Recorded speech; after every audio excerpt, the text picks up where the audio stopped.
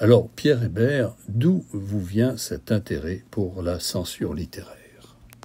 C'est un intérêt, en fait, très lointain, qui remonte dans les années 1990. À l'époque, j'étais, et je suis toujours, membre du GRELC, où nous sommes d'ailleurs ici, le groupe de recherche et d'études sur le livre au Québec, qui s'appelait à ce moment-là le groupe de recherche sur l'édition littéraire au Québec. Le but de ce groupe-là, qui a été fondé en 1982 d'ailleurs, le but de ce groupe de recherche, c'était de produire ce qui existe dans différentes littératures nationales, mais qui n'existait pas au Québec, une histoire de l'édition littéraire au Québec. Je me suis joint au groupe en 1990 et j'avais commencé à faire quelques petits travaux ici et là sur la censure, jusqu'à ce qu'on se rende compte qu'une histoire littéraire ou qu'une histoire de l'édition littéraire, sans tenir compte de cette médiation qu'est la censure, était peut-être un peu défectueuse. On ne peut pas juste placer un auteur et un éditeur en face à face. Il y a différentes médiations qui jouent sur l'un ou sur l'autre, et cette médiation-là, c'est la censure. Alors, j'ai donc hérité, si je puis dire, du dossier de la censure pour l'histoire de l'édition littéraire. Là encore, la naïveté m'a bien servi parce que j'ignorais l'ampleur du travail à faire. Il n'existait pas à ce moment-là d'histoire de la censure.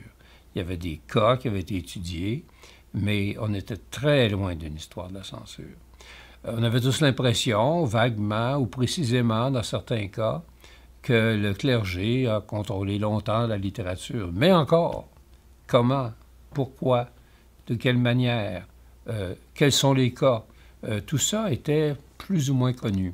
Alors c'est de là que me provient cet intérêt qui est devenu véritablement un champ de recherche qui m'a accaparé pendant une bonne quinzaine d'années et qui m'accapare encore d'ailleurs de toute façon.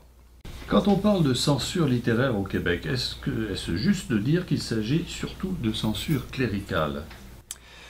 C'est juste de dire qu'il s'agit surtout de censure cléricale, dans la mesure où, bien évidemment, le clergé, dès la Nouvelle-France, contrôlait, c'est peut-être un peu fort, mais essayait de contrôler, en tout cas, les imprimés qui entraient en Nouvelle-France ou les pièces de théâtre qui y étaient jouées. On aura l'occasion d'y revenir.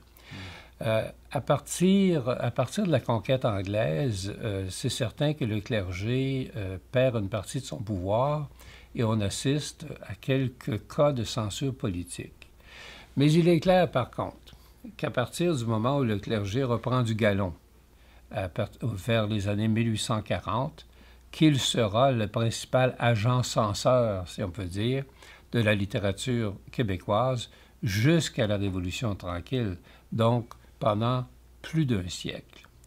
La raison tient peut-être au fait qu'au Québec, contrairement en France, par exemple, où il y avait une tradition gallicane, séparation de l'Église et de l'État, le gallicanisme n'a jamais réussi à s'implanter ici, même s'il y a eu des efforts au 19e siècle, c'est plutôt l'ultramontanisme qui a dominé, de telle sorte que le pouvoir du clergé à cet égard-là était immense.